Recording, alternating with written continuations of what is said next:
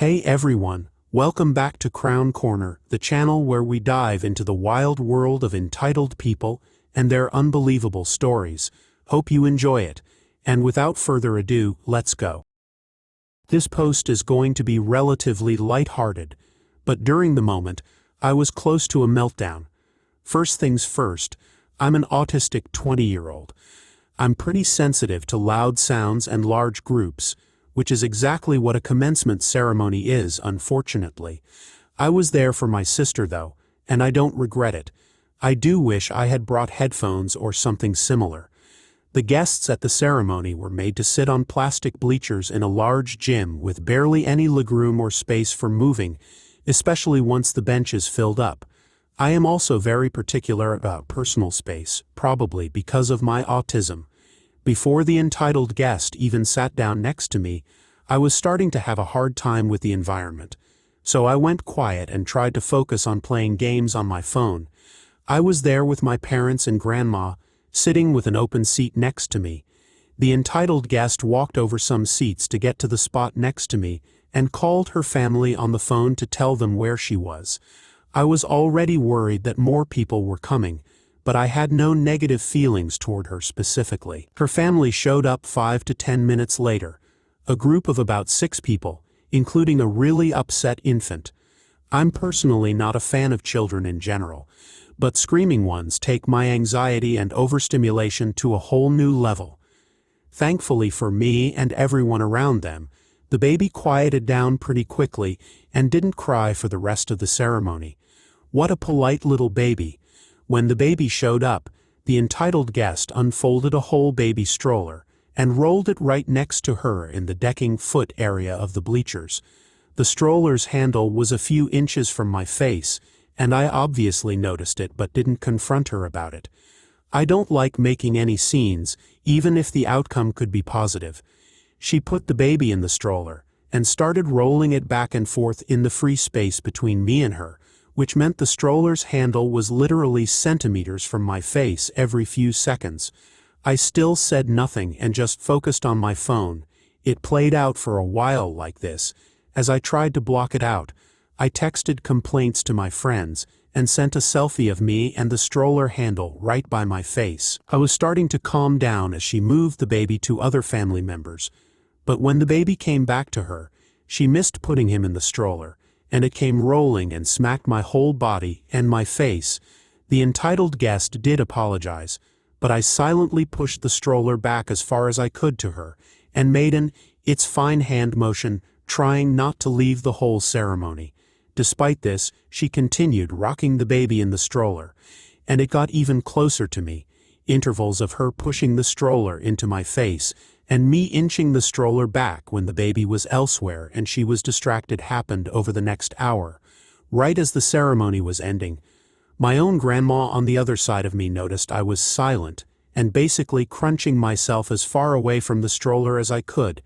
She confronted the entitled guest and kept saying to her, "You're getting too close," while pushing the stroller back to her. The entitled guest was not receptive to this advice and kept shaking her head no and arguing with my grandma.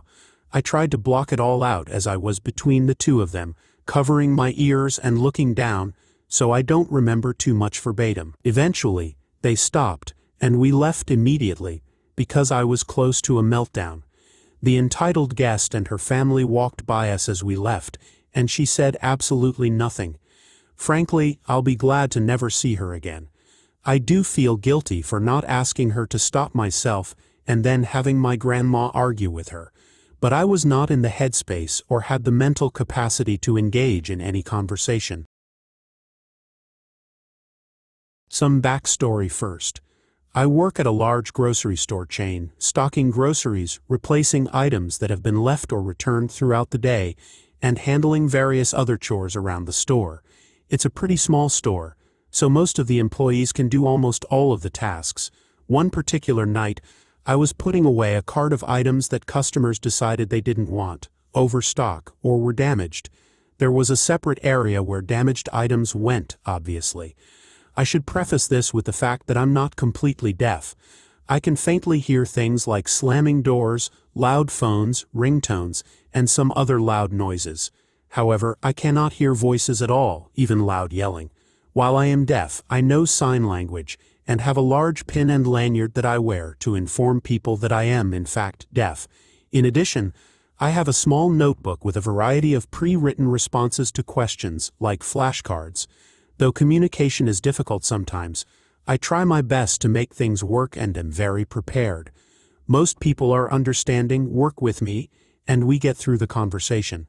Some kind people even sign with me, which always makes me smile. I'm pretty young and don't look like the typical hearing-impaired person, so when people sometimes get a little grumpy because I don't respond right away, they're very apologetic. Not this time. This is where the story gets interesting. One evening, I decided to get an early start on the overstock from the day, which was filling a shopping cart to the max.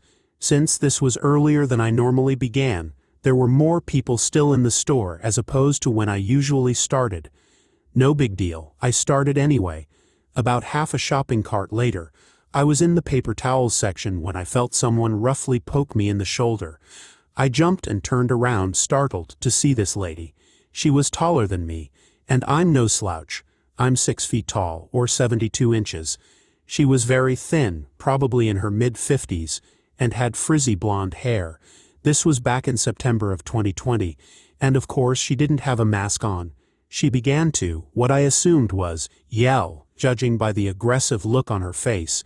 I began to point to my lanyard and ears, trying to communicate that I couldn't hear her. According to a nice customer, who I will introduce in a moment, she was saying things like, "I'm talking to you," and "I've been trying to get your attention for 5 minutes."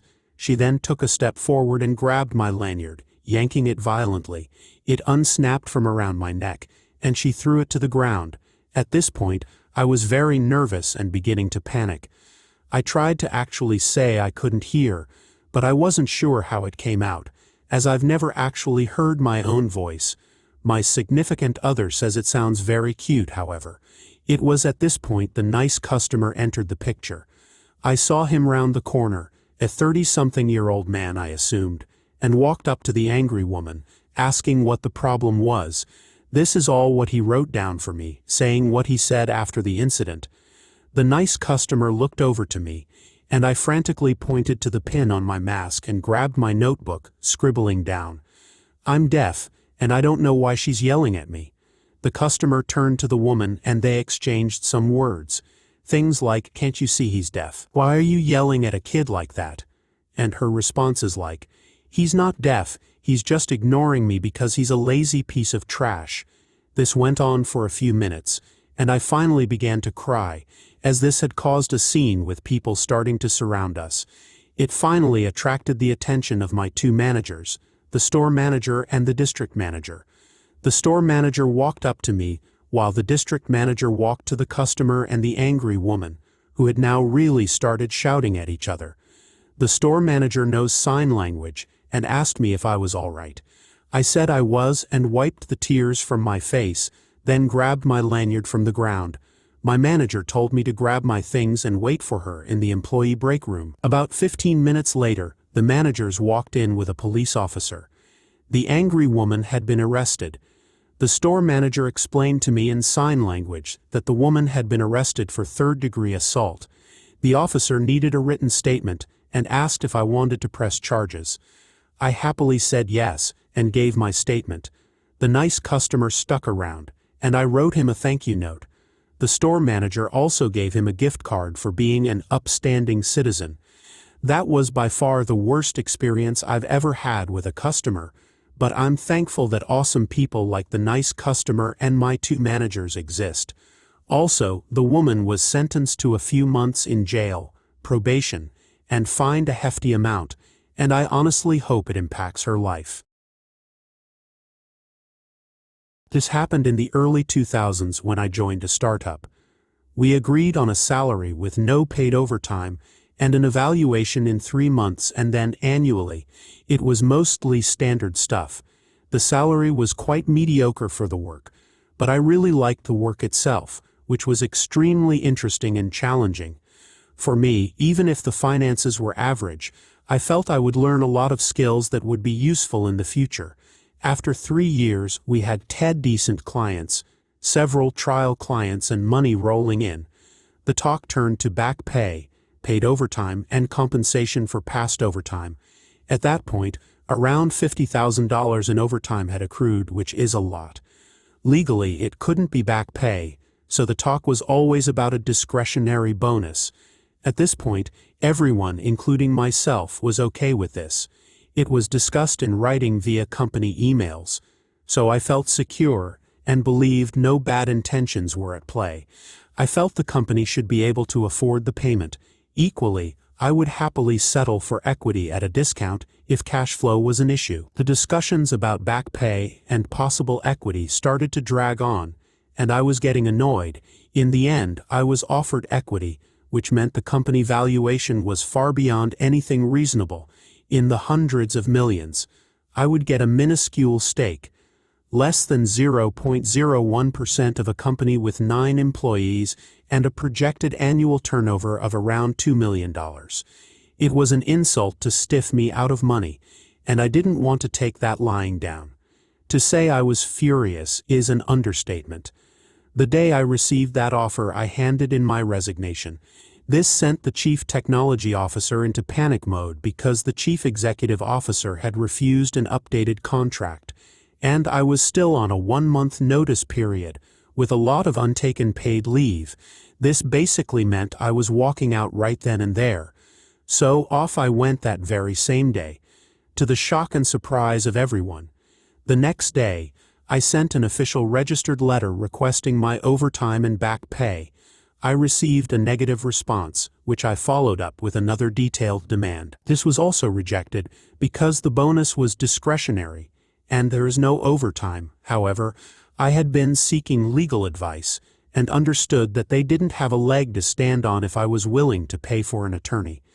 As the liability in such matters is firmly and completely on the employer, I was willing. You need to understand that going to a lawyer was very rare in those parts back then, so companies didn't generally expect this outcome. Things have since changed. When going through the applicable laws with the attorney, I noticed there was a limitation of 7 years. So while my attorney was laying out what to do to get me my money in as little as a few weeks, I asked him, what if we wait until it's 6 years and 11 months after the transgression, and then file demanding interest? I wanted this because the law stated that back pay is due at a 9% annual percentage rate above the base rate, 3.25% at that time, accrued daily, for every day past the due date. We're looking at around 12 to 12.5% compound daily annual percentage rate. The risk was that the company could fold in that time, but I decided to take that risk. I sent one final letter stating that I expected all the owed and accrued amounts to date to be paid immediately. Of course, nothing happened. For the next few years, life rolled on. The company grew and became a known player in the area. When the time came, I found an attorney and started the case. We had copies of all the communications, copies of the registered letters and responses. The back pay demanded, now including interest, was $112,000. What I didn't know was that in addition to this, there were fixed penalties for each instruction to perform uncompensated overtime.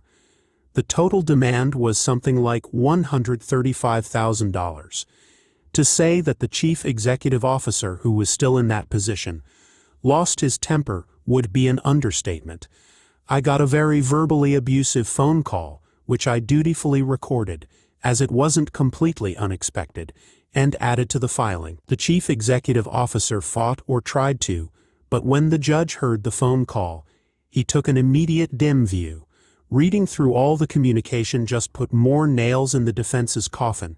The judge ruled and instructed the company to pay immediately and without delay, and also ordered the company to pay all my legal costs. They also got a full audit from the Department of Labor. The company paid up a week later.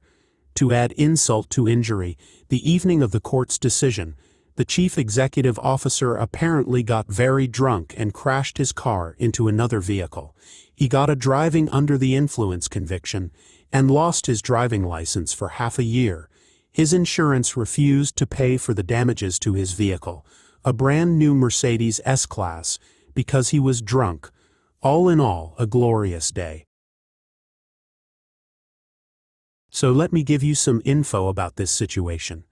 I'm 18 years old, 17 years old when this happened. I live in the Netherlands, and I work at a local supermarket where I work as a stock clerk. Don't really know how to translate that. Almost every week, we have a discount on certain items. It's called the bonus, and sometimes when you buy 2 to 3 items from one brand, you get some special product from that brand. A beer glass when you buy a 6-pack of that brand. A Lipton iced tea hat when you buy a certain amount of bottles, etc. That week, when you bought 3 items from this kid's brand, you get this rather creepy-looking doll.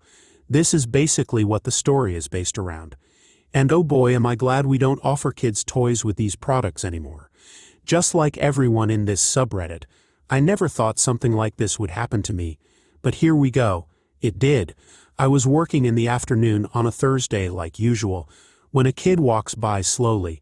Of course, I don't think anything of this, as I am just doing my job. She walks by about 3 times, and the 4th time she asks me if the dolls are out of stock. I'll explain to her that more will be coming that evening, and that she would unfortunately have to wait. She asked how late, and I told her that they would probably arrive after closing time, because of a delayed shipment, so she would have to wait until the next day. She walked away with quite a sad face, and I felt bad for her. Although I continued working, I didn't really think about it anymore. Fast forward a bit to around 2 hours later. It's almost closing time, just 5 more minutes, and I was pretty tired. This is where the entitled mother comes in, without the entitled kid. She looked angry. The mother stomps straight towards me, and quite angrily asks me if I was the boy that told her daughter that she couldn't have one of those dolls. Me, being tired, looks at her with a confused face, and after processing the question, I remember the kid that asked for the doll. Me. Yes, that's me. Entitled mother. Do you know you made my little girl cry? Me. I am sorry for upsetting your daughter, but the dolls are out of stock and won't arrive until she cuts me off. I don't care about the time it arrives. You will get me a doll right now, or I will make sure you get fired. I will do everything to make sure more dolls arrive as soon as possible. But the store closes in 5 minutes and... She cuts me off again. I want to look in the back. I don't believe you. She was pretty much screaming at the moment. I saw a colleague of mine in another part of the store look up from the work he was doing and listen to where the noise was coming from. He just continued doing his work, and I did not want to call him because I thought I could handle this myself. Nah, I bring the entitled mother to the back where we keep the dolls, when we have them. I normally never let people into this section because it's only for employees, but I didn't want her to go super Karen, so I let her in. I grab one of the terminals. It's a small device that we use to keep track of the stock in the warehouse and the quantity of products we order in the next shipment. I showed her that there are currently no dolls in the store, and before I could show her the order we placed for new dolls, she grabbed the terminal, which is worth around 1,400 euros or $1,600, and throws it on the ground. I immediately asked my boss to come to the warehouse through my earpiece. The entitled mother knows she can't touch me or cause me any harm because A, I am under the age of 18, so it's basically child abuse, and B, there is cameras everywhere, and she already knew that. But apparently only point A interests her, and she proceeds to kick all the wagons of goods we have standing in the warehouse. She also threw 6 packs of wine and beer on the floor, which made a horrible mess. After about 1 minute of this constant fear in me, my boss and 3 team leaders arrive in the warehouse to take a look at the situation. My boss was, well, not happy with the situation. Apparently he took some kind of fight training because he grabs the entitled mother in a certain position, so she is pinned on the ground with nowhere to move. One of the team leaders is asked to call the police. Within 20 minutes, the police arrived at our warehouse. I was surprised that the woman did not attempt to kick or slap my boss, because she has been laying on the ground for this long. The 2 policemen are guided to the office by 2 team leaders, while me, the 3rd team leader, and my boss are still in the back of the store. After about 10 minutes, which felt like an eternity for me, the policemen and team leaders came back, and one of the policemen put the woman in handcuffs. After that we all go to the office. The entitled mother is giving me death glares the entire way there. She also kind of whisperingly swears at me and calls me all the names out there. When we get to the office, I feared I would have done something wrong that would indeed get me fired. And this begins with the entitled mother having the right to talk before me. Of course, she lies in a pretty big way, literally saying that I touched her kid. The officers probably already knew that was not the case and asked some questions about that to me. I was struggling to find the right words because I have never been in a situation like this, and I was on the verge of crying. I told them they needed to check the camera footage from 2.5 hours before this. They found the moment where the girl came up to me, and I didn't put a finger near her. The boss complimented me for keeping enough distance due to COVID, but that didn't really come through to me because I could only think of what could happen if they did not believe me. I knew the proof was there that I didn't touch the entitled kid at all. That was nice to know. The policeman knew enough and took the woman away from us, probably off to the police station where she deserves to be. My boss and team leaders compliment me on handling the situation and come with me to the warehouse to help me clean up. My boss noticed I wasn't in a good state to continue working, and he gave me a can of soda and told me I could go to the break room to take a break to cool down from this. Eventually, he just sent me home because I was too emotional from all the threats the WFI Brenneman was constantly telling me. When I came home, I told my parents the entire story, and they were shocked. They asked me if I wanted to continue working there, and I did. There was nothing wrong with the place itself, just very rarely the people that buy stuff there. My boss and I later made the rule of not doing this with dolls and children's toys anymore, because this happened a few times before. Not this bad. It would solve the problem of entitled kids, and I have never seen one ever since. Enjoying the stories yet? If you do, please subscribe, like, and comment. My parents have been irresponsible my whole life. I've been homeless and in many uncomfortable housing situations, including living with extended family, homeless shelters, cars, or squatted housing on and off throughout my childhood. During my senior year of high school, I lived in a motel. I turned 18 in late 2021 during the pandemic while my parents and two of my siblings lived in the motel. I was in my first semester of college and had to return to the motel due to financial struggle. During that time, my dad had told us that the weekly rent owed to the motel was paid through a COVID rental assistance program. However, they would spend their money on gambling, weed, and alcohol, and never buy food, causing us to lose a lot of weight. Two of us were in college, and they would take the relief money we received and spend it too. Then they would criticize us for not having jobs, even though my mom didn't have a job either. And one of my siblings had to quit theirs because my parents would take their money while they were sleeping, and it got to a point where they couldn't afford transportation to the job. On top of that, I had no birth certificate or social security card because they lost it when I was like 5 and never replaced it, so I couldn't get a job until I got them. It took months, but my siblings and I figured out how to receive my documents and got jobs to save up to move away from our parents because their irresponsible ways were keeping us trapped in the motel with them. It was really hard to save and keep money from our parents.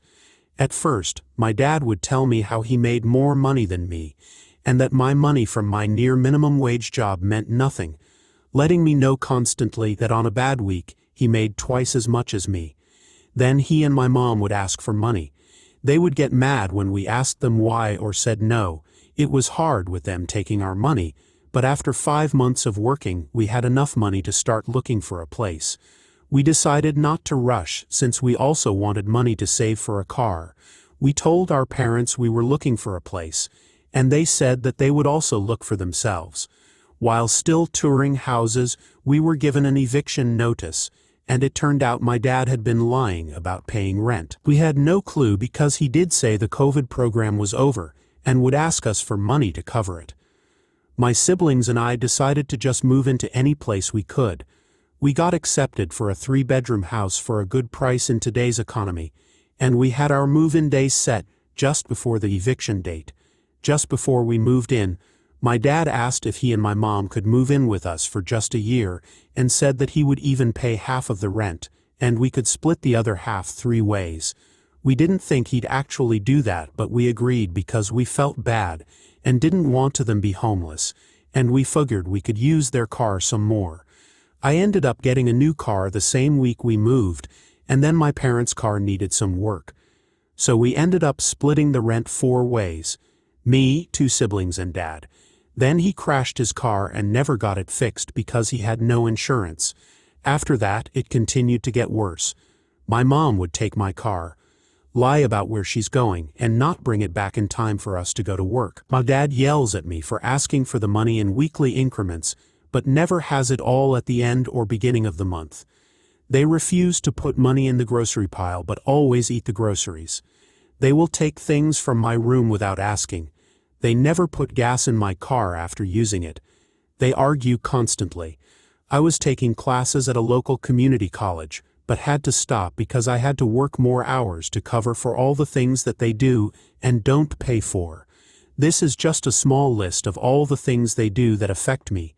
My siblings and I want to stay in this house because the rent is so affordable, and its location is extremely convenient for its distance from shopping, recreation, and my job.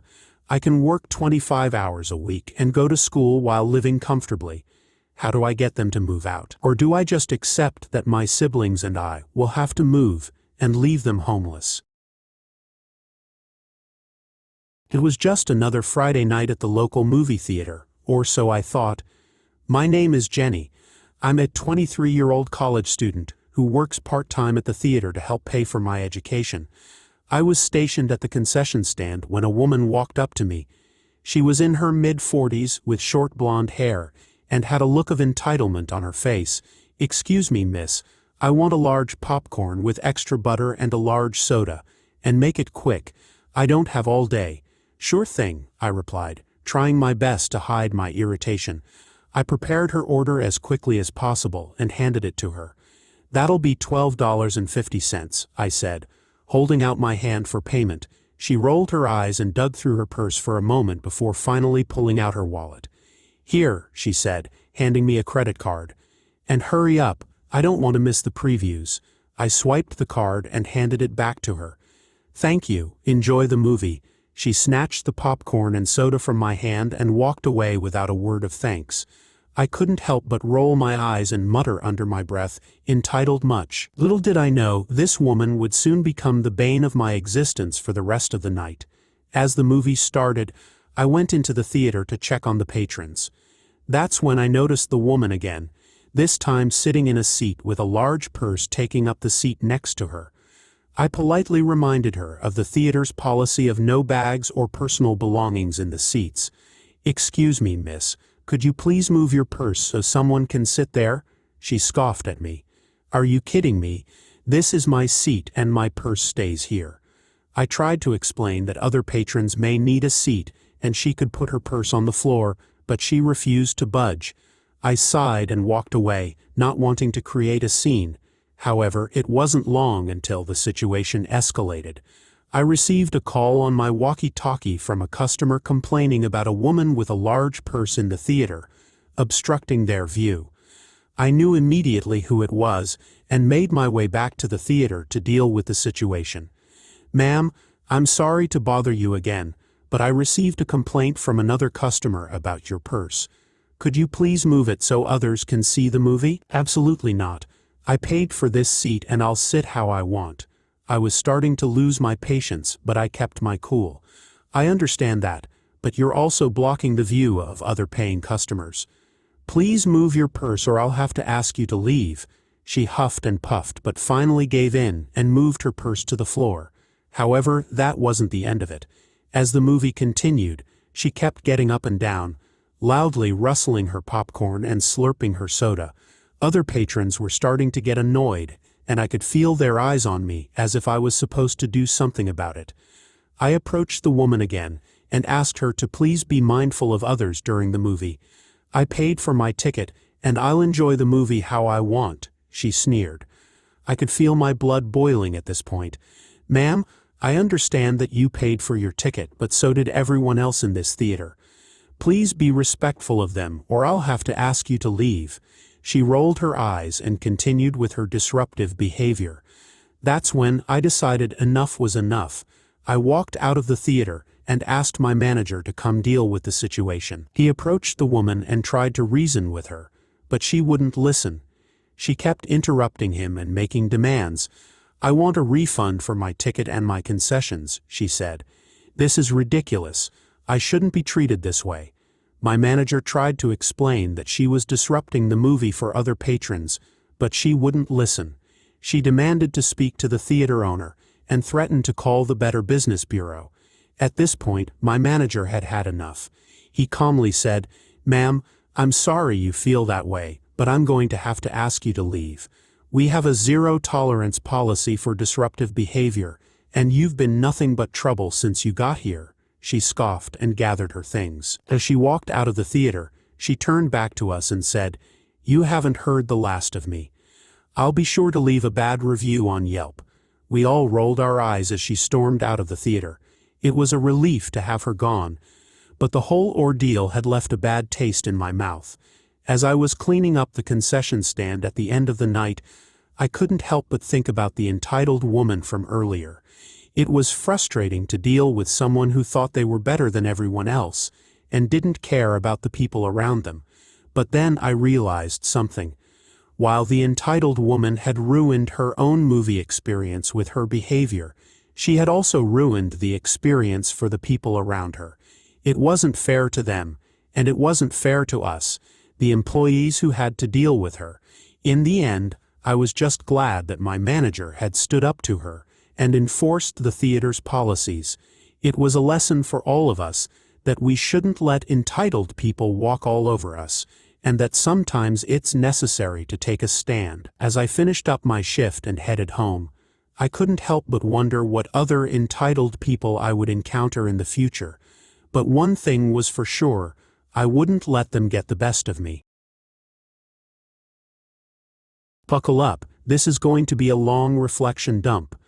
My significant other and I have been no contact with his family for a few years now, but occasionally I get flashbacks of their bizarre antics, especially his sisters. So, for your information, these stories are from several years ago. 1. She wanted my significant other to pay for her abortion because he apparently caused her pregnancy. Yes, you read that right. My significant other graduated with a master's degree and got offered a top-notch job, so he invited everyone to his graduation and to celebrate after. His sister was 23 years old at the time, but to this day, she remains a high school dropout who refuses to go to college or make anything of herself, except doing drugs, partying, and going to the gym. She was incredibly distraught by the news of her brother's success, and hated him getting any kind of attention, that she went missing for 2 weeks and came back pregnant. Father unknown, as she partied a lot. She and the parents wanted my significant other to pay for the abortion because he did this to her. He refused, instead showing care as any brother should and referring her to an abortion clinic. Enraged by his refusal to pay, his sister had a tantrum and lashed out at their dog before driving off and damaging the car, then wanting him to pay for that too. His family twisted the story to extended family and friends. No mention of his sister's pregnancy and troublemaking, just a generic smear campaign and pity party about my significant other refusing to help his sister, and my significant other received many angry confrontations saying he should be ashamed of himself for being so abusive towards his poor innocent sister. Some people, including his sister, ended up refusing to attend his graduation. It wasn't long after this that he finally had the money to move out of home and go no contact. 2. She expected everyone to fix and pay for her problems, then threatened to do things if she didn't get her way. The previous story wasn't a one-off. She was always in legal, financial, and personal trouble. Whatever bizarre mess she got herself into, she'd spew abuse and threaten to run away if people didn't pay up and help. Sometimes her demands were degrading towards my significant other, like when she vomited on the floor or destroyed the toilet, and if my significant other didn't clean it up, he'd get scolded by everyone for not caring about the family. I was also guilted by his mother to be a helpful big sister to his sister, but no matter how much I helped, it was never enough, and his sister would play the victim, no one helps me, no one loves me, etc. 3. She's an outright bully. For example, at one family lunch, his sister fussed about my significant other leaving the sweet potato. He's not a fan, and he was going to give it to me instead. She started saying, "See, Mom, he's such a child. I'm a good girl and eat my sweet potato. Eat it now." "You are wasting it," he asked her to relax, because I was going to eat it for him anyway. But she retaliated, "Don't you dare tell me to relax," and squashed the sweet potato in her bare hands and threw it across the dining room. She left, then marched back in, demanding an apology and said, "If I do something bad after this, it's your fault." We left the event after that. Again, this wasn't a one-off thing. My significant other would call his sister out on her abuse and insults, then she'd run away crying, and his mother would step in and scold him, insisting his sister was trying to fix their sibling relationship, complete nonsense, and that he's the one who's ungrateful and incooperative. 4. She would steal stuff and steal credit. Despite the fact she had an endless supply of nice things, my significant other would still discover my items, perfume, lipstick, clothes, etc., in her bags and closet. She'd even help herself to things like his used razors because she couldn't be bothered to buy her own, and he'd have to throw them out. When she was called out, she'd scream, kick, cry, etc. It was so bad he resorted to hiding and locking things away. His sister is also very ill-equipped for adulthood. She refuses to learn basic adult responsibilities, can't keep a basic job, etc. She doesn't even wash her hands or close the door when using the toilet. But to save face, she'd try to take credit when my significant other did chores. The parents would give over-the-top praise to her. Sometimes she'd ask for money as a reward and they'd comply. But if my significant other spoke up, saying, "Actually, I did the work," they'd accuse him of stealing his sister's credit. When hosting social events, my significant other would set everything up, cook, clean, etc., and I'd overhear his mother whisper to his sister, "Tell everyone you did it and not your brother, okay?" Just before going no contact, my significant other stopped doing anything for his family, and they'd get mad because things went to shambles without him.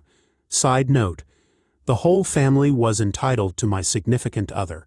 His sister, father, and mother have all had their fair share of inflicting damage on the family, and my significant other fixed things by stepping up to compensate for their flaws. For example, in my significant other's childhood, his mother had many outbursts due to his father's apparent laziness and incompetence, and even abandoned the family for a while, only deciding to return once my significant other, as her young son, became the provider, did most of the domestic labor, studied hard, etc. Obviously, this meant they all reacted really poorly once he moved out, got therapy for his trauma, and went no contact. I have deep resentment for these kinds of entitled people, and we are both so glad to be no contact too. But how do they even end up this way? That question haunts me to this day. Thanks for joining us. If you enjoyed the video, don't forget to hit the like button and subscribe for more captivating stories. Share your own experiences and opinions in the comments below, and let's keep the conversation going. Until next time, stay tuned for more epic tales.